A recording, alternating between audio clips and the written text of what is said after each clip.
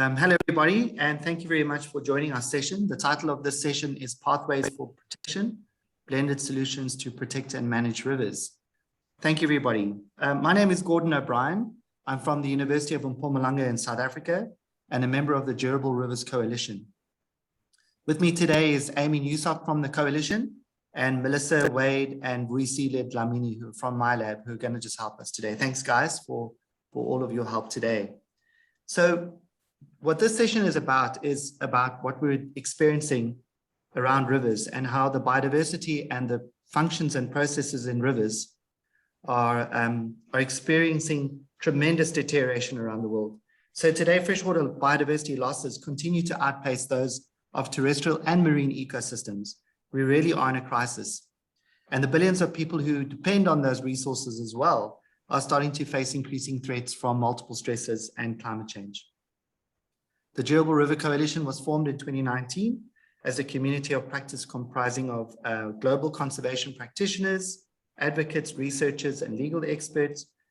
The aim of the coalition is to expand durable freshwater protections around the world.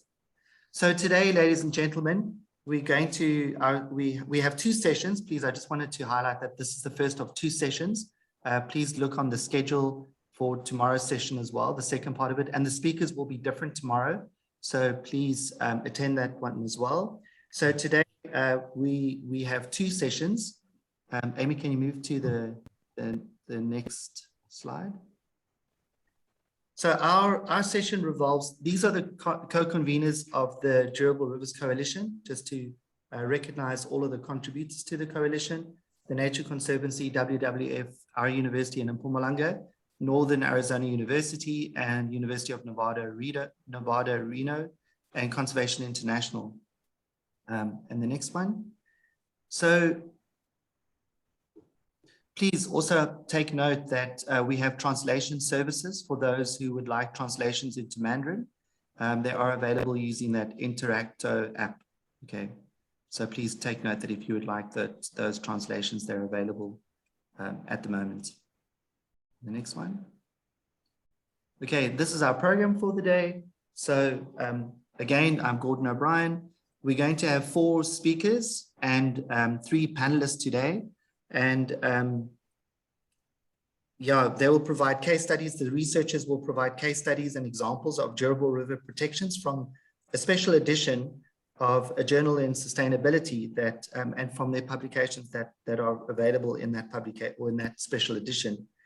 Then we'll hear from 3 expert panelists who will extrapolate and expand on that discussion and present some case studies and address key concerns, opportunities related to freshwater protections. Okay, that's what we're going to do then. We will have an opportunity for questions to be asked and answered. Please, can you just provide the questions in the chat box? And we have Melissa will be going through the questions and she'll provide that to us in the end. Also, if you would like a particular individual to answer the question for you, please can you note that when you present your question. Great. So today, if you go to the next slide, please, Amy. Okay, I just wanted to highlight that before we get started, that the 2 sessions revolve around 3 specific calls for action. The first is, I just wanted to highlight that, sorry, we moved past that. The first is that we really want to halt freshwater biodiversity loss and enhance the resilience of freshwater ecosystems in this changing climate. Second is to recognize that freshwater is important and that it should be considered as important as land and marine ecosystems. And that's important in some of these policy commitments, such as the Global Convention on Biodiversity and Sustainable Development Goals. And then finally, our efforts include the attempt to durably protect, restore, and sustainably manage freshwater ecosystems in an equitable and just manner. So that's the 3 calls for action from the Durable Rivers Coalition that we're probably going to have an opportunity to talk about a little bit later. Great. So I think it's time to move on to the first of our speakers. So the first speaker that we have today is Richard Kingsford from the University of New South Wales.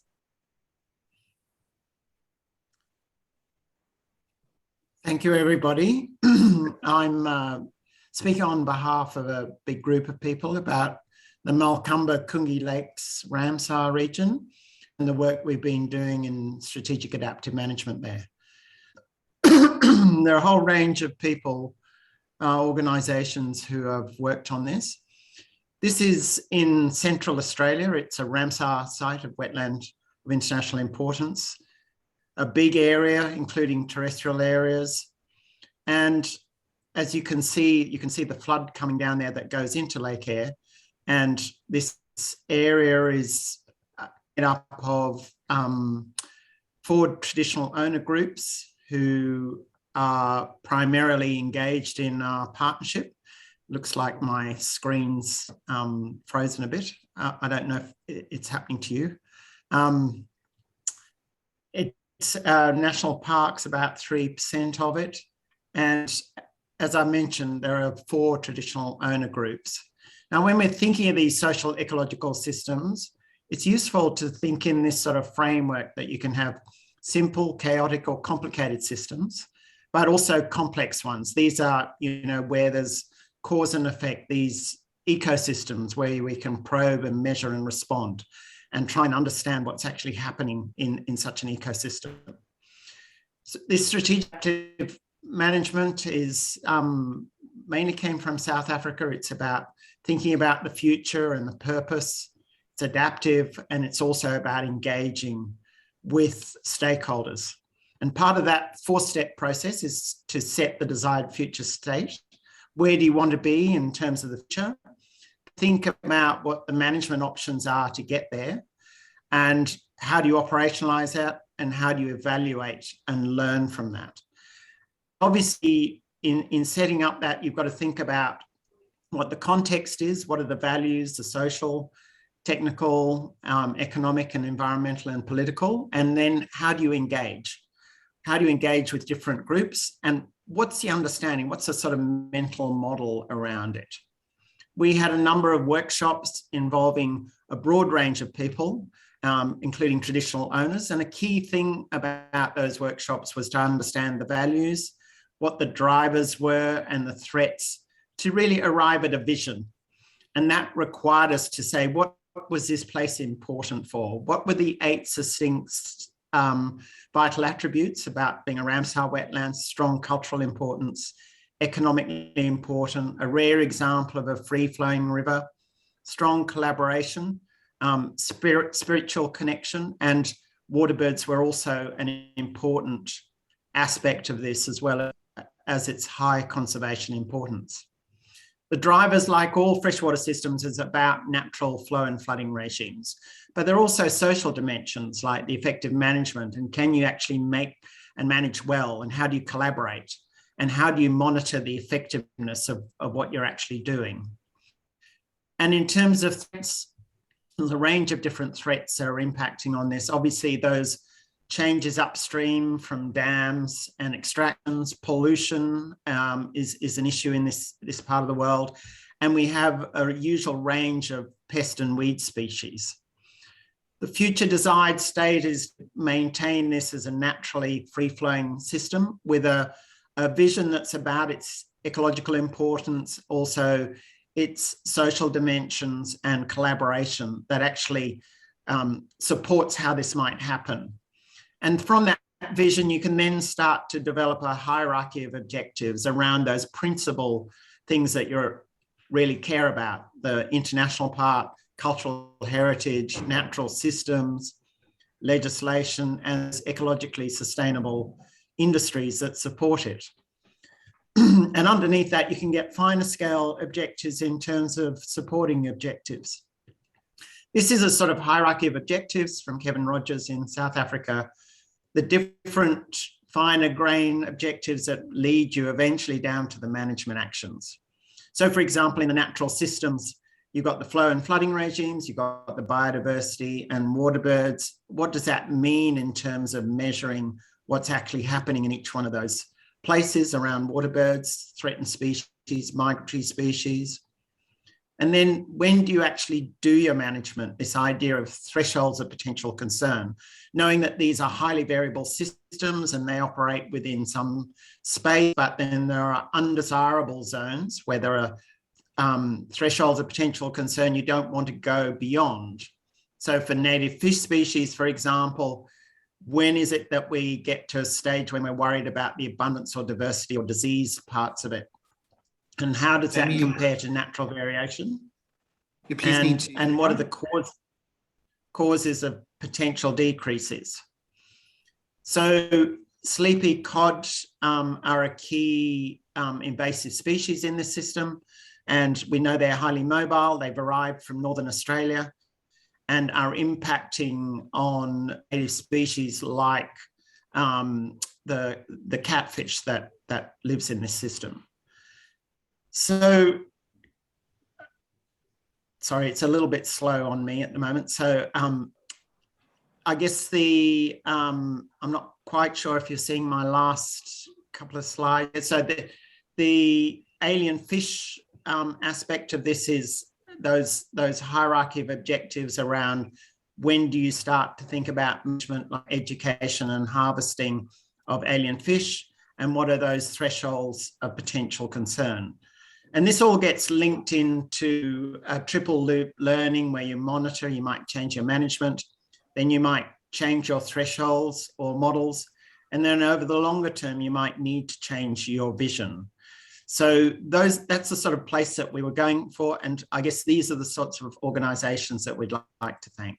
Thanks very much. Fantastic. Thank you. Thank you very much. And just a reminder that if you have questions, anybody, you can please chat group. And if you'd like any specific questions to be answered by Richard, please can you indicate that? Thank you very much again. I'd like to move on now to Chris Dickens from IMI. Chris? Right, you can roll the slides.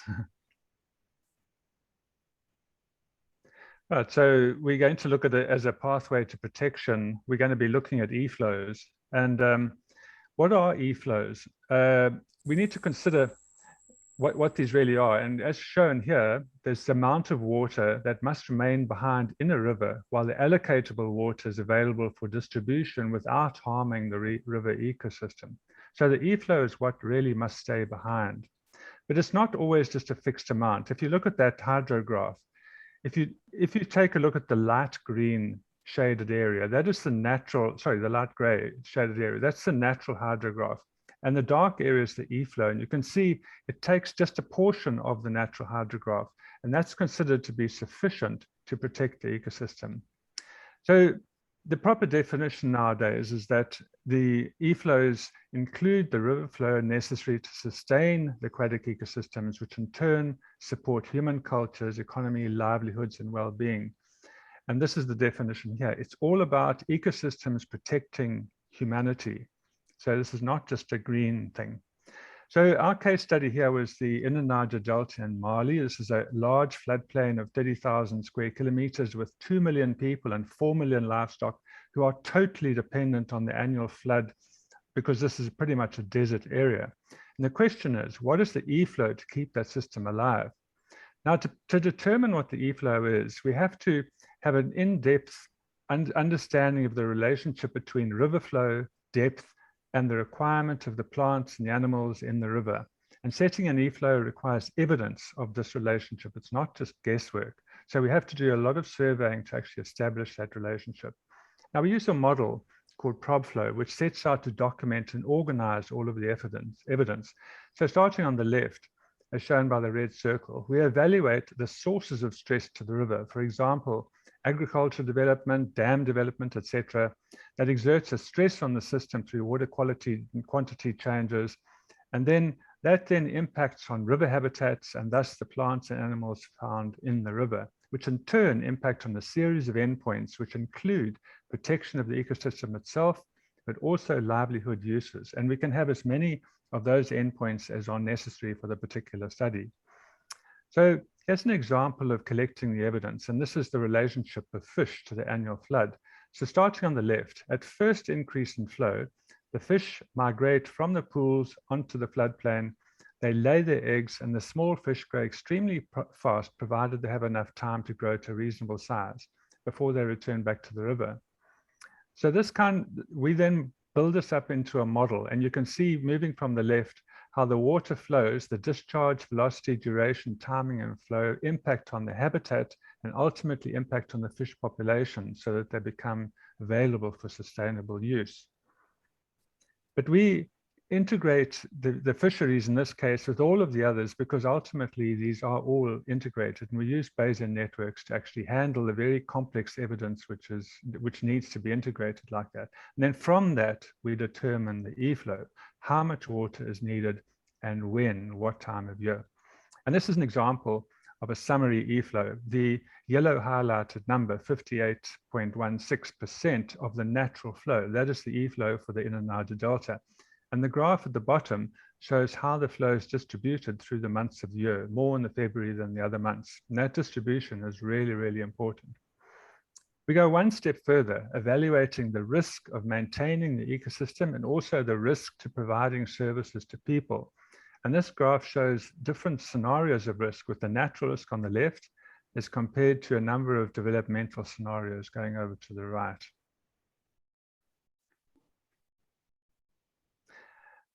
Lastly, EMI has an online model that gives a very low confidence estimate of e-flows for all of the rivers in the world. And increasingly, e-flows are being recognized as one of the best indicators of the status of protection of rivers and are being considered for inclusion in the post-2020 Convention on Biological Diversity, and are also now part of the SDGs.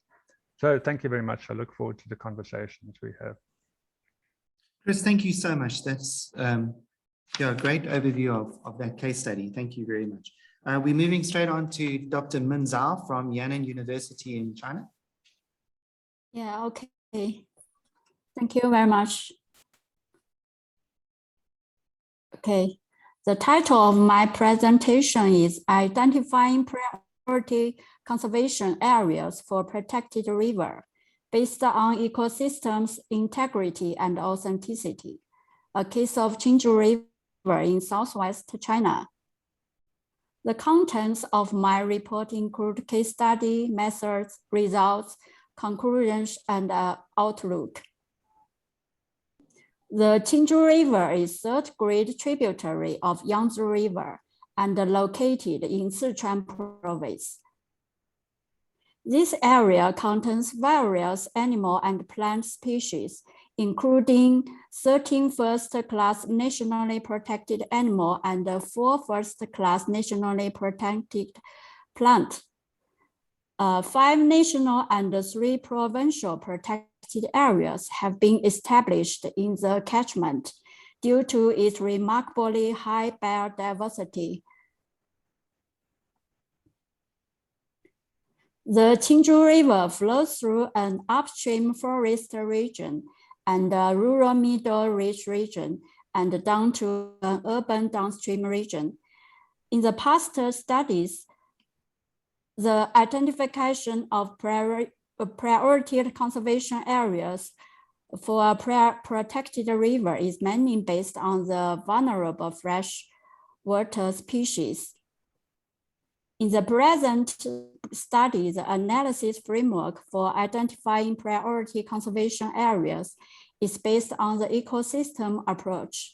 This strategy integrates the management of land, water, and the living resources.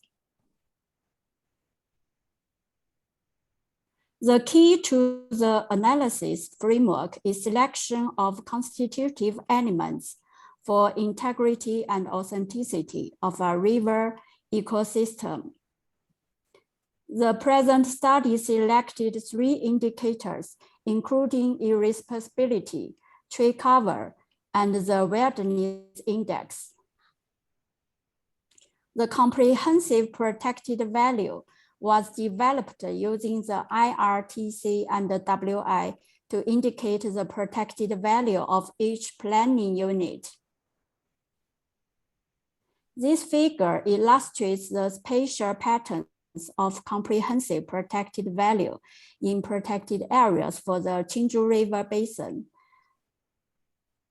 Few areas had high comprehensive protected values, accounting for 20.53% of the entire protected areas for the Qinju River basin. The present study identified reaches with high value for protection according to CPV, which is shown in this figure.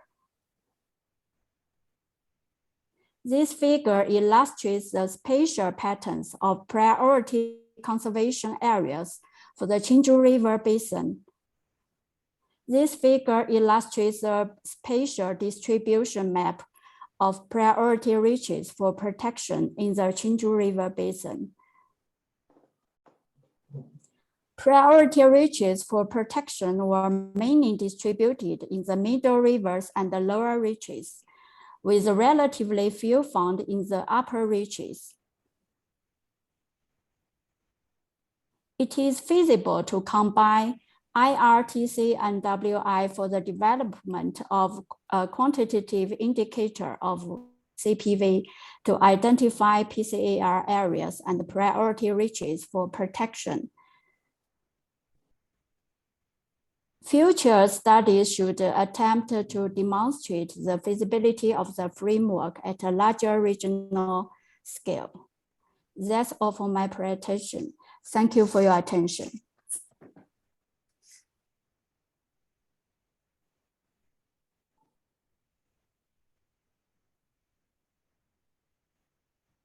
Gordon, apologies, you're muted.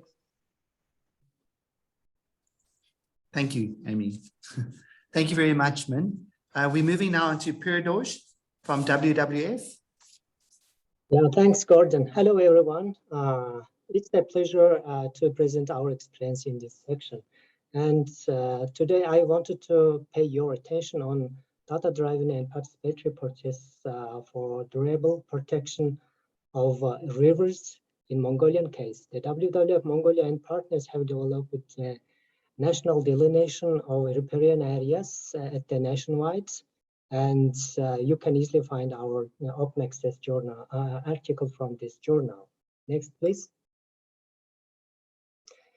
Let's see the results. The main achievement of this work to secure the protection 8.2 million hectares areas of water protection zones, including riverine areas, have been legally protected from mining and other infrastructural developments in the globally and internal drainage landscapes, such as Amur headwater, Yenisei, and rivers headwaters. All of these transboundary rivers headwaters exists in Mongolia, flows to Russia and China separately. Of course, the Altasai ecoregion and other internal closed drainage basins, which shows on the colorful map on the right hand. If you look at the legal environment, how to designate into the legal protection mechanism at the national level, there are two laws on water and on prohibition of some mineral resources, which we reviewed here. When we conducted the situation analysis, they are hindered by the limited data scarcity. In terms of the data-driven and the participatory purchase, firstly, we undertook the data-driven purchase. We completed the mapping of the riparian areas using the long-term national gouging and wither data based on the spatial model. The spatial model was developed by the framework for mapping and classifying riverine wetlands called Active River Area by Smith in 2008. We then undertook a participatory purchase to review the data. We validated the riverine areas with the local river basin organizations and provincial governments, who then designate these areas as legal protection zones. According to the law, there are two protection areas. One of them is a special or a strict zone up to 50 meters for rivers and up to 100 meters for lakes. Another one is ordinary or simple zone up to 200 meters for both water bodies. If you look at the provincial map on the right hand, we exampled the Herling River partly on the corner, and then there shows the light blue color shows the special protection zone, including the riverine areas, and the dark blue color shows the ordinary protection zone. And finally, approval and protection by 7 provincial local parliaments according to law on water and through the multi-stakeholders involvements. Next, please.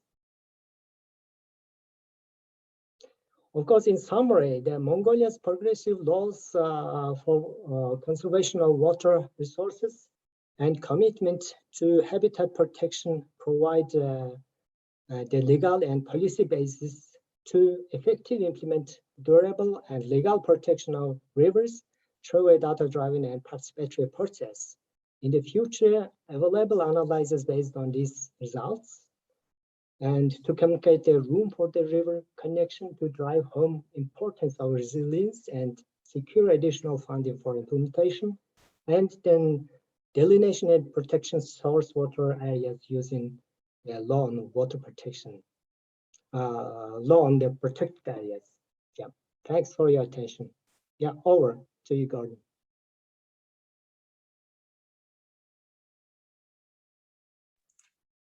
Thank you very much, all of our presenters for those wonderful presentations. We're moving now onto our panelists session of the part of this session. So the first is a question to James Dalton from the IUCN. We've just heard perceptions of what needs to be done for river protection with some examples.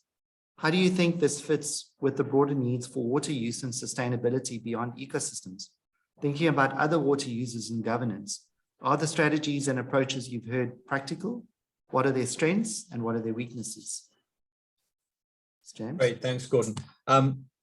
First off, fantastic set of presentations from the speakers, the 4 speakers, and for me, certainly some excellent rapid learning in a short, concentrated period of time. I think the thing that was really interesting for me was the common thread through almost all of them in terms of data, knowledge, and this participatory action to really get people to collaborate and share information and share priorities. That came through very clear. I think the point made by Richard about needs beyond ecosystems is really important in terms of understanding whose water is it and where is it going and what is it to be used for. I think the one thing that really stood out for me was that it's very, and I think as water people, we tend to know this, it gets very complicated. It can get very focused on modeling and data collection and some of the nuancing and understanding of that. And I think keeping that out of the, if you like, the limelight for stakeholders is both important because they often don't understand or are not interested in the complexity. But I think being able to present that in a way that pulls them into the process and engages them and empowers them to help make decisions and understand the cause and effect of how they need water and how that impacts the freshwater system is really, really important. I think the point that's probably missing on this process, but is very clearly obvious in all the presentations, is that we're looking at managing water systems as habitat here, not just as a resource. So it's looked at as a resource for people to use and engage with and to need in their different purposes, be it energy generation or agriculture or whatever. But also I think what's coming across very clearly is the need to manage it as habitat. I think that came very clearly through in Min's presentation, where you can bifurcate a river system by looking at it in terms of what needs critical protection and what doesn't so much, and understanding people's access to that. And also then I think negotiating the flow regimes through participatory processes that came through very, very clearly with Richard's point. And I think all systems should really be looking at that level of engagement to really get to something that's collectively, collaboratively owned. And I really like the idea of what's the ultimate vision we're looking for. And everybody will have a different level of what they want out of it. But if something can be collectivized and put forward that everyone agrees to enough, then that's the way forward in terms of getting that level of buy-in. I think one of the things also is to look at those stakeholders as investors in the system. They're sitting there, putting their time into the process, but they also need to be putting their investment, their energies, their hard-earned cash in some ways back into the system to help protect it upstream of where they need it. And I think this brings that realization to the table. There's a few other points, but I'll stop there to give chance to other panelists. Thanks very much. Great, James. Thank you very much for that insight. We'd like to move on to a question for Jamie Pittock from Australian National University. Based on your work in places like the Murray-Darling, China, and other Ramsar sites, what has and hasn't worked with respect to implementing and managing durable river protection, or for durable river protection? Looking forward and based off on what you've heard from the presenters, what strengths stand out for you? Where are areas that can be improved, and what needs to be addressed for durable river protection to be realized? Specifically, given your work on climate adaptation, how do you see these types of approaches being useful or not in building resilience and helping with adaptation? Looking forward and considering impacts of climate, based on what we heard from the speakers, what strengths and weaknesses stand out for you? Thank you, Jamie.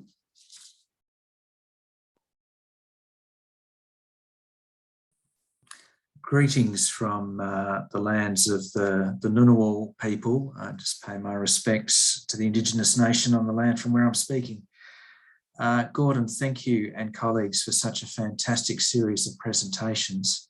And indeed, congratulations to the organisations and authors of the special issue on durable rivers and sustainability. I think it really moves the agenda forward with practical examples. So you ask what might work and what might be challenging in a climate change situation. And indeed, we're facing that now. So for example, in the Murray-Darling River system, where I speak to you from, the governments, after denying that they needed to take action to deal with climate change, turned around 6 months ago and said, oops, inflows into the river system have fallen by 39% over the last 20 years. And clearly you can't conserve 100% of the biodiversity with 60% of the water. And so it's immediately raising these challenges. I really like a lot of the tools that have been presented to us. I'd like to suggest that protecting free-flowing rivers and providing environmental flows are two different but complementary measures for climate change adaptation for conserving river biodiversity.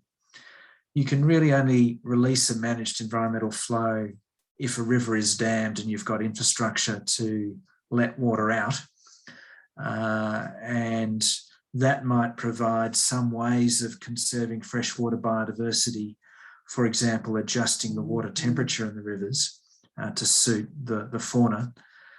Whereas the free-flowing rivers, protecting those may enable a degree of natural adaptation to climate change. For example, allowing freshwater fauna to move upstream to cool the river reaches. And so perhaps they're complementary. I was struck from the presentations by the number of really exciting maps and tools showing where high conservation value rivers are. And I'm a map nerd. I love those sorts of maps, but I do wonder if they really lead to durable river protection. And I was particularly struck by Richard Kingsford's presentation on the importance of getting stakeholder buy-in to conserve the rivers as a way of preventing government backflips. I note that the Durable Rivers special issue talked about rivers being protected through executive degrees or river conservation systems. We've seen in Australia a couple of backflips where stakeholders felt disenfranchised by those sorts of top-down decisions. And so I think we have a huge opportunity and challenge to communicate the benefits of these durable rivers with stakeholders and to help them become champions for conserving these rivers. My time is up, and with that, I'll pass back to you, Gordon.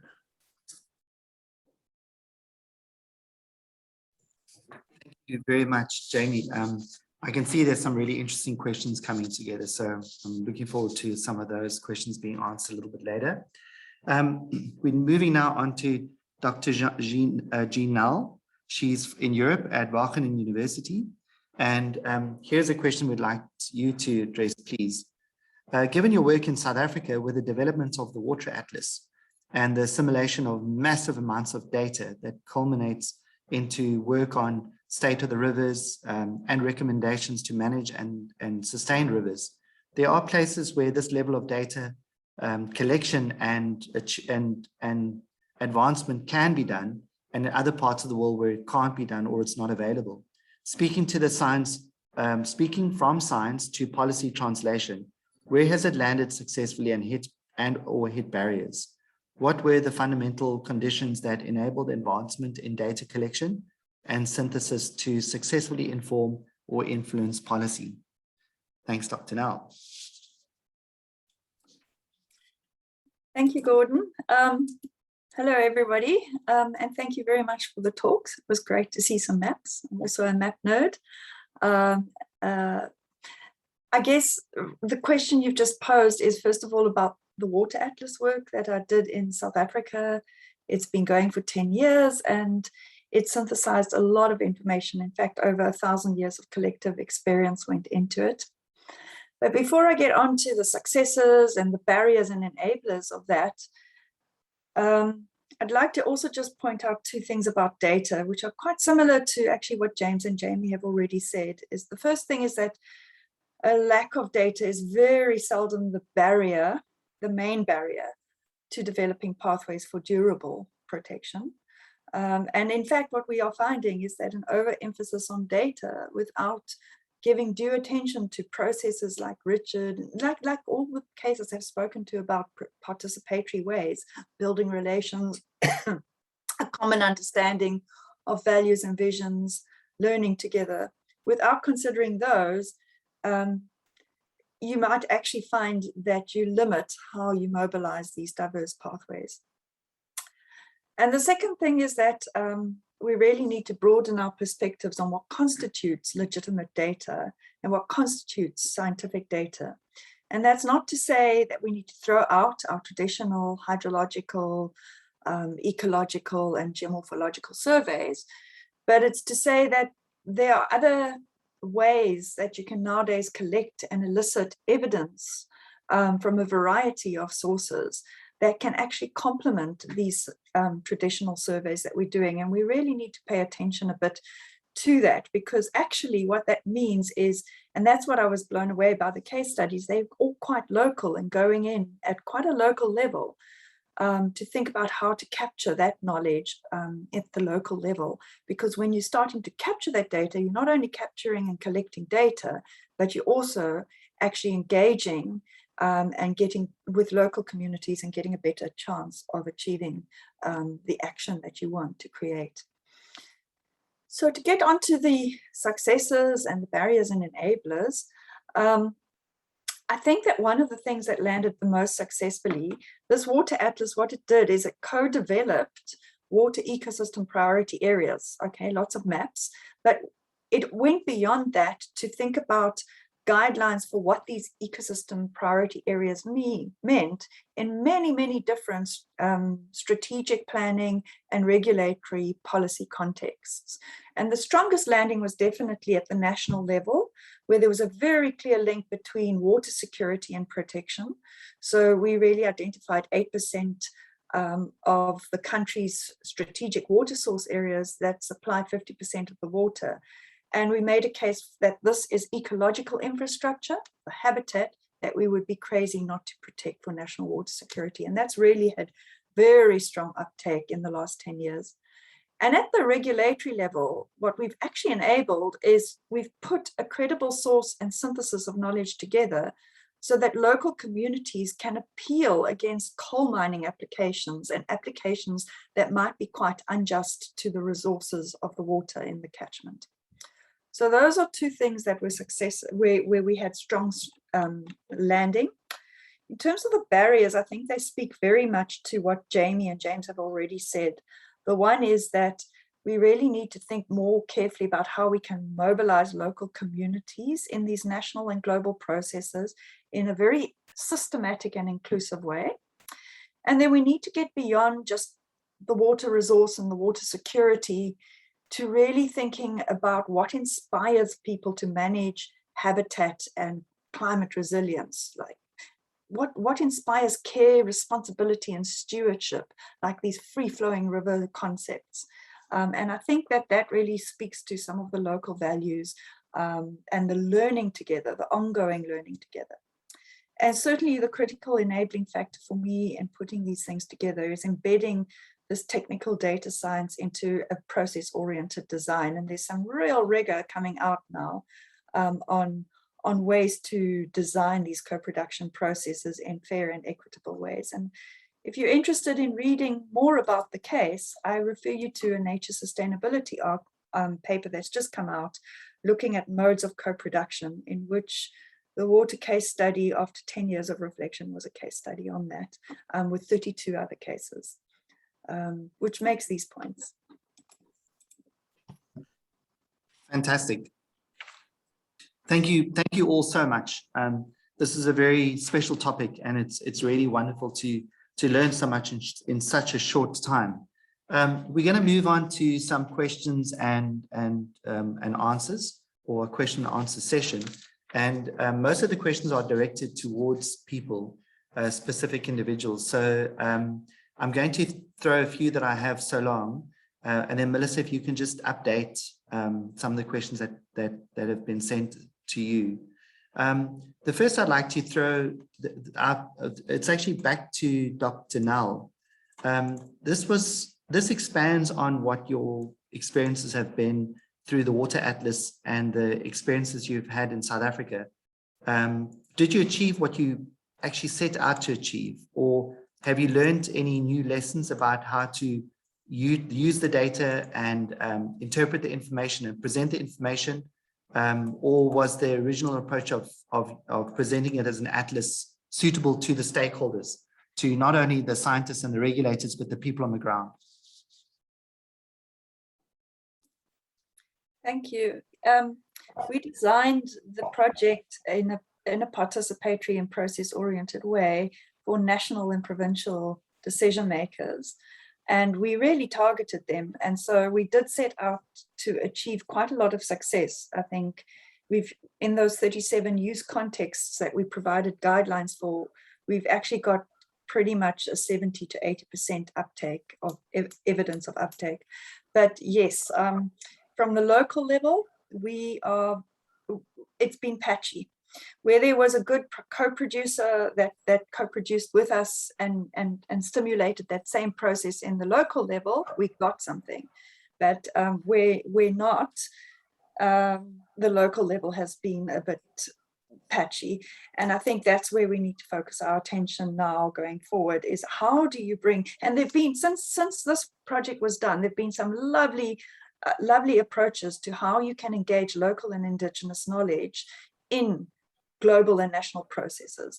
And if people want to read further on that, I really refer them to the work of Maria Tengo. It's really great on that. Thank you. That's great. The next question we have is to Dr. Dickens. The question is that 58% of the flows required to meet the e-flow for the Inner Niger Delta seems to be a lot. How can we balance development with protection where the environment requirement is so high? Well, that is the reality, but there is a nuance which is very often not visible in e-flow analyses and so on, is that it's possible to set an e-flow which will result in a river or an ecosystem of a different standard or quality. So you could have one e-flow to set to keep a river in a high level of protection, like a conservation area, and you would have a much lower e-flow in the midst of a big development area below a city and so on. So e-flows are sensitive to development. And what we like to think is that there's actually a lower level beyond which you just cannot go, where the river then collapses completely and all the ecosystem services collapse. And that we have ways of trying to indicate what that level of sustainability is. Yeah, I hear you. It's a very tough trade-off, and that's what we're dealing with. And I suppose we're experiencing this deterioration of these freshwater ecosystems, and we need to consider their durability and their protection, because there has been so much use. And I think part of it is because we haven't truly understood what ecosystems require to be sustainable. And that is a challenge that we're going to have to address in the future. Well, the next question is a tough one. So I think I'd like to throw it out first to James, and then Jamie or somebody else, if you'd like to pick it up just to help with this.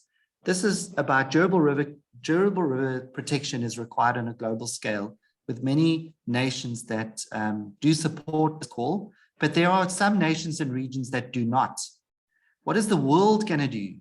And how is the world going to, what is the right word? Not like encourage, but influence those nations or those regions, so that we can start to achieve durable river protection goals on a global scale. So this is a question about some of them, some regions actually are not interested in this. And what can we do as a collective to put pressure on these regions that don't, so that we can achieve durable river protection on a global scale? James, do you want to give it a go first, and then maybe Jamie or somebody else? Sure. I think, I think it's obviously countries are at different stages of development and understanding and recognition of freshwater systems and the role that they play. So that's completely understood. But I think the fundamental thing that makes a difference is data and knowledge. So being able to understand exactly your reliance on your system and the impact of freshwater systems on your economy and on your social goals, for example. So one is being able to get the right level of information. Some countries just don't have that. I mean, we're always looking for more data and more knowledge, but being able to translate that in a way that means something to those decision makers who have the greatest impact on freshwater systems. That could be energy systems, it could be agriculture, for example, it could be infrastructure planners. So I think putting the right information into the right hands is critically important to bring them on board.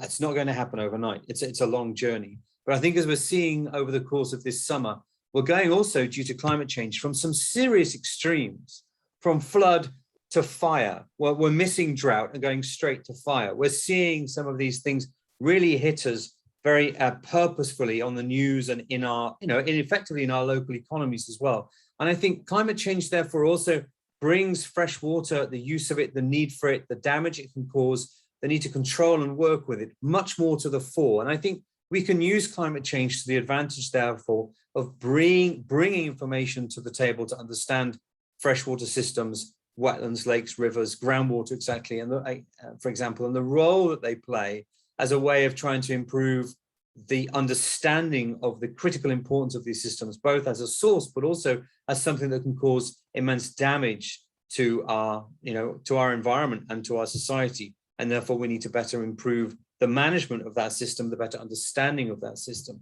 And I think also in a way that can also help leverage support and investment. But it's not going to happen overnight. And I think we all recognize that. But we're on that course of trying to improve things, and there's some major improvements around the world. But obviously, we're also dealing with much more flexibility in climate. I'll stop there. Richard, you can add to that. You have your hand up. I guess I was going to agree with James about information, but it's also about understanding what the costs are of these decisions. So, these costs come sometimes decades later. And some of the debates that we have in Australia are educating people who live on rivers, who are starting to think about a path of development that's unsustainable, about where they will be in 20 or 30 years' time. And often that's an equally important information source for them. I also, I guess, perhaps a little bit optimistically think that at some stage, the buyers of the world might start to ask questions about where their products are coming from and at what cost. And maybe there might be some economic pressures that come to bear. Thank you. Thank you, Jamie. Can you continue? Have your hand up? Thanks, Gordon. I think it's a percentage game, and there are three things that I would suggest might make a bit of a difference. One being to have our environmental treaties more explicitly give our governments a nudge to protect free-flowing rivers through the Ramsar Convention and Convention on Biological Diversity in particular. Second, I think we need to do a better job of celebrating those free-flowing rivers that we have protected. And I think of, for example, forgive my pronunciation, Minjiao, the Qinju River in China, huge tributary of the Yangtze, 500-kilometre long river, and hardly anybody's heard of this magnificent national fish reserve, or the Kakadu World Heritage Area in Northern Australia. Let's celebrate what we have achieved. And thirdly, if I can throw in a note of controversy, I think we need to divert our engineering friends from building big new dams on rivers. And one way I think of doing that is to pursue more sustainable pump storage hydropower developments that can be built off rivers and not have the really negative impacts we've seen of major hydropower dams being built on rivers. And that's a course I'm pursuing with some work, particularly in Asia at the moment. Thanks, Gordon.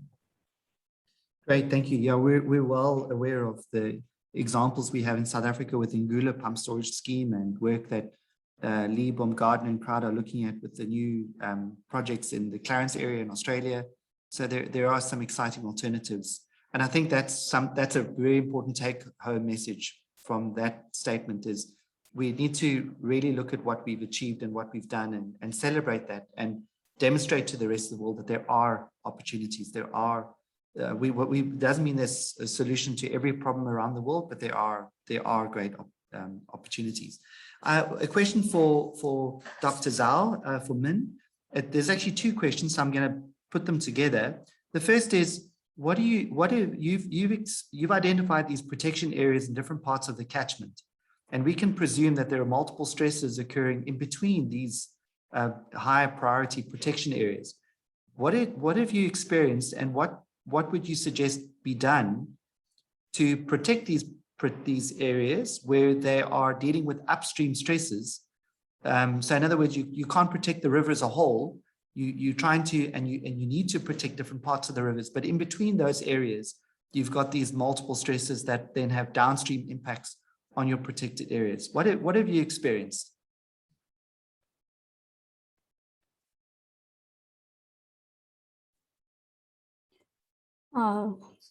Sorry, I don't really.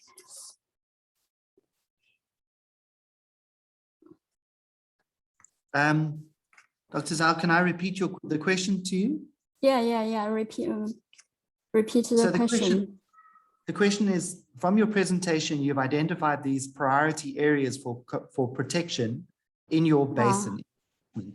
But in between those priority areas, are there multiple stresses? Are there stresses or developments that occur outside of those protected areas, those priority areas, that are having downstream impacts on your high priority protection areas?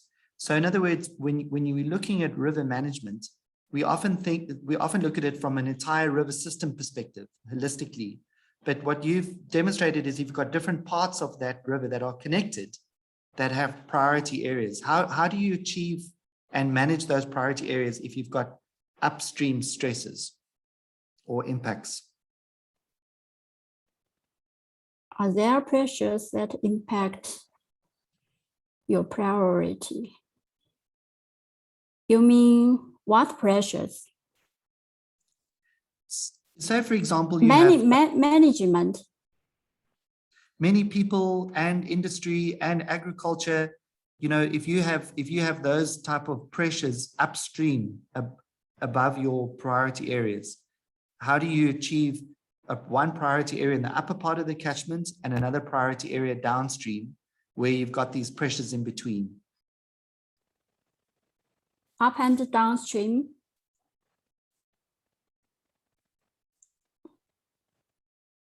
China is implementing some really interesting. Yeah, Jamie has just put a comment in. I think would anybody like to contribute? Jamie, I see you've put in a reference here. Go for it.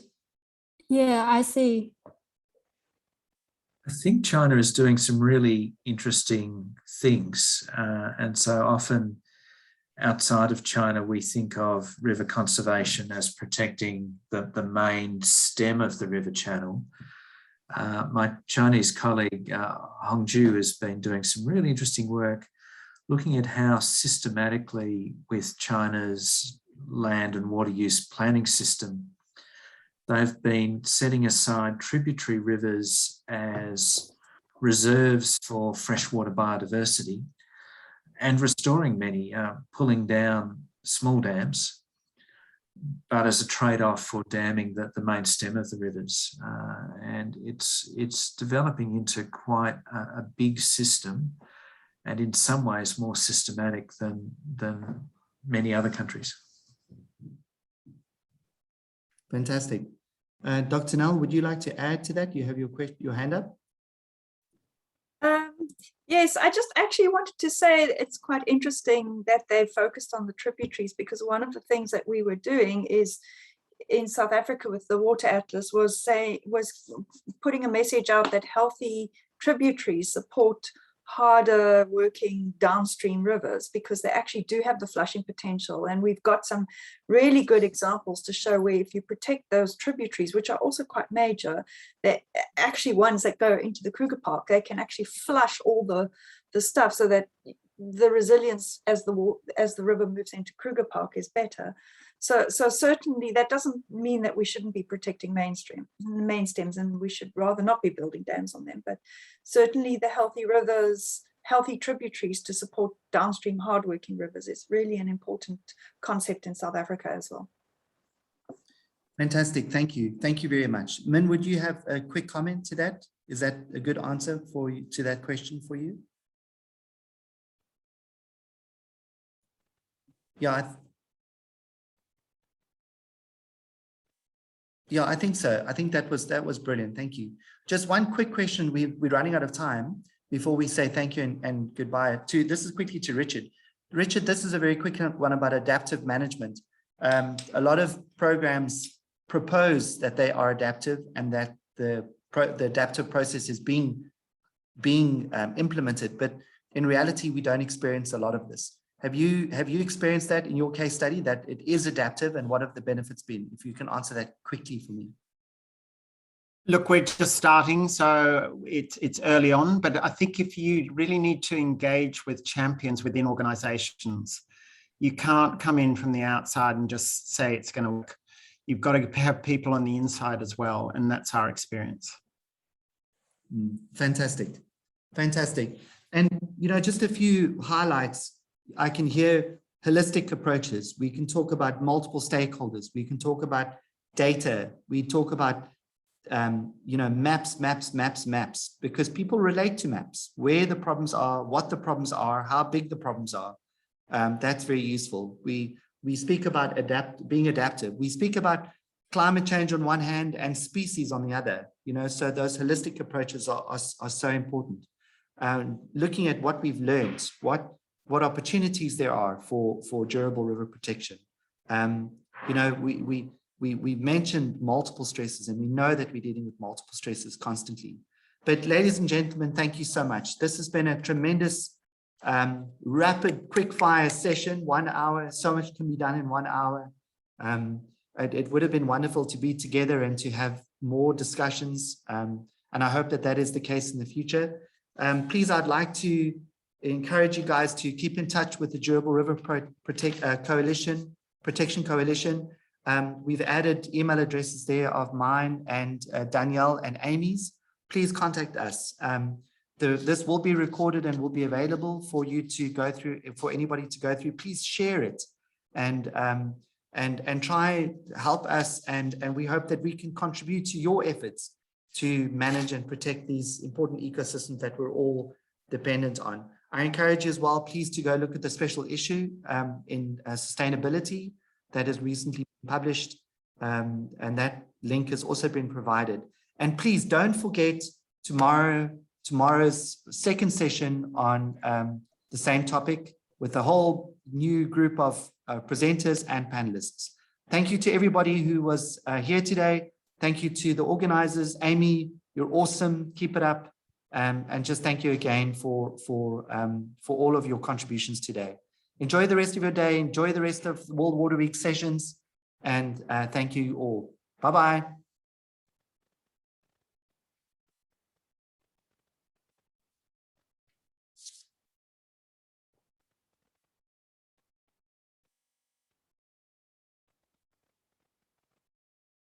I think we're off. That was great. Thanks, very- Gordon. Good. Will you join us for the second one? Definitely. Cool. Awesome. Awesome. Thank you so much. And this is very special. This is very special. And I hope that we actually do contribute to something. So it's very special to be a part of it. And, you know, we're trying to get out of our local thinking and local ways of doing things and local problems.